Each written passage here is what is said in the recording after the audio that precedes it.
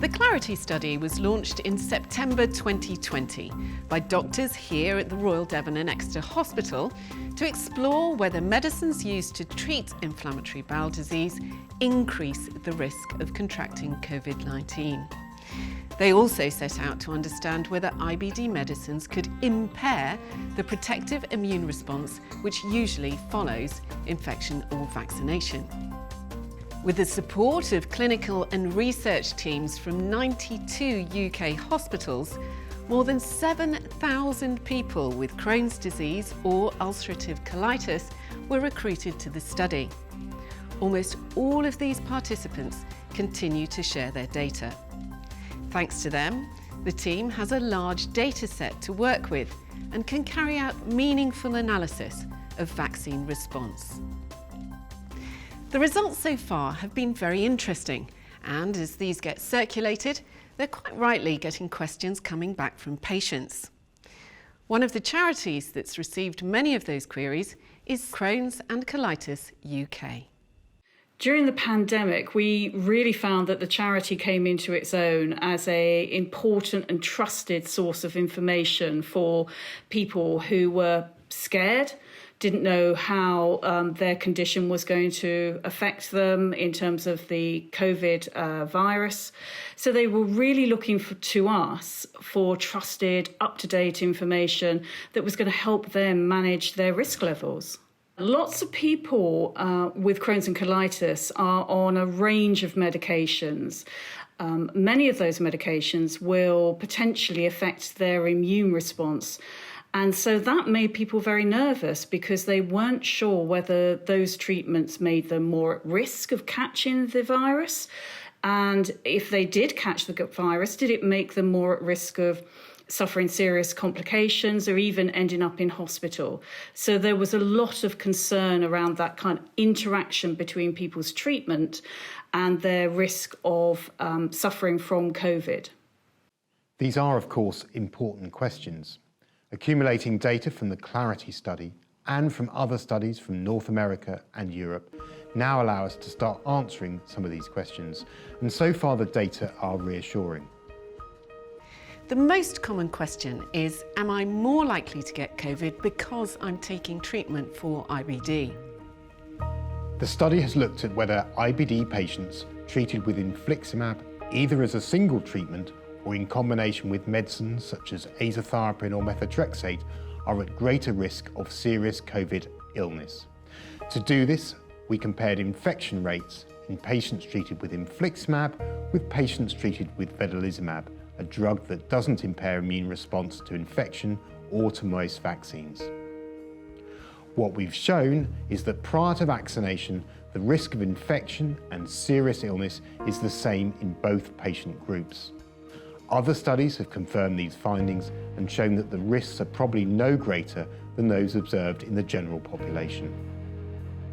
That means that patients on infliximab and vedolizumab are no more likely to get COVID than the general population.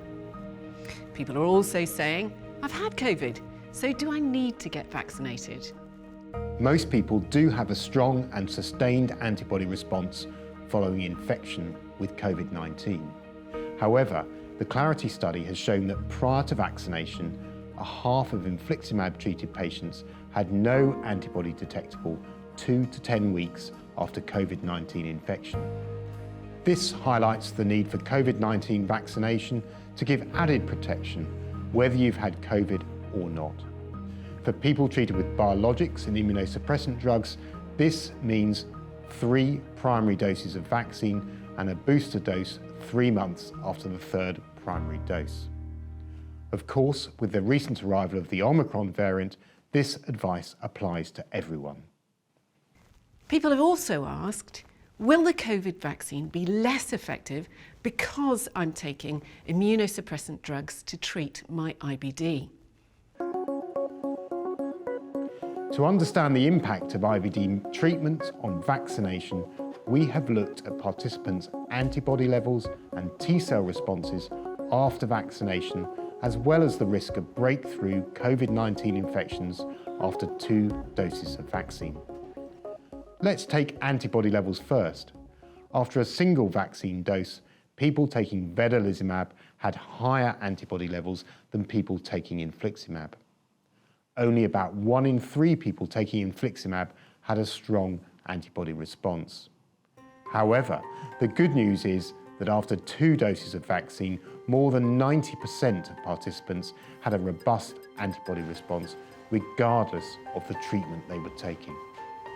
The extra good news is that even if you're one of those patients who has a low level of antibodies following 2 vaccines, you're likely to have a T-cell response from the vaccines that will give you further protection to COVID.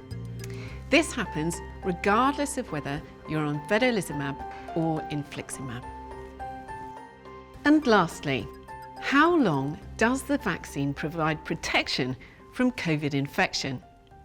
We do see antibody levels falling in all participants over time after 2 vaccine doses, but levels fall faster in infliximab-treated patients. 20 weeks after a second dose, half of infliximab-treated patients have very low or undetectable antibody levels. To date, about 1 in 20 participants have had so-called breakthrough infections, a COVID-19 infection after 2 doses of vaccine confirmed by a positive PCR test.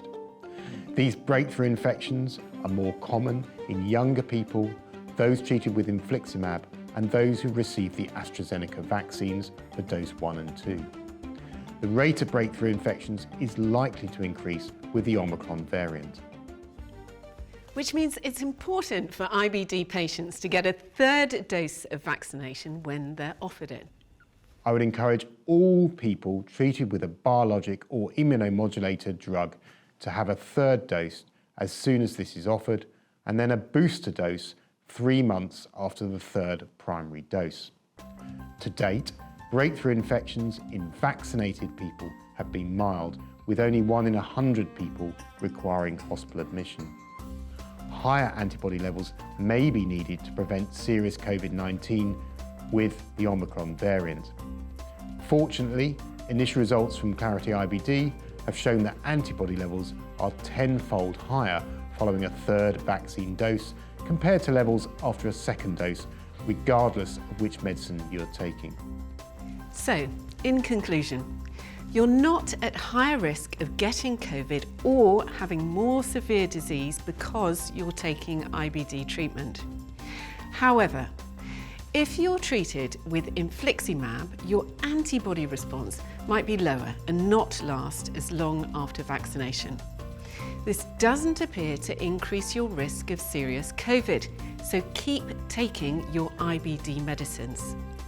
If you haven't already, get vaccinated at the earliest opportunity. As soon as you're offered it, get a 3rd and then a booster vaccine dose. And while you're at it, don't forget the flu vaccine. And lastly, for those who've agreed to remain in the extension phase of the study, thank you. We've made some really important discoveries as a result of your involvement, and we're going to keep the study going for a further 24 weeks to help us all understand how our immune systems respond to 3rd and booster vaccine doses.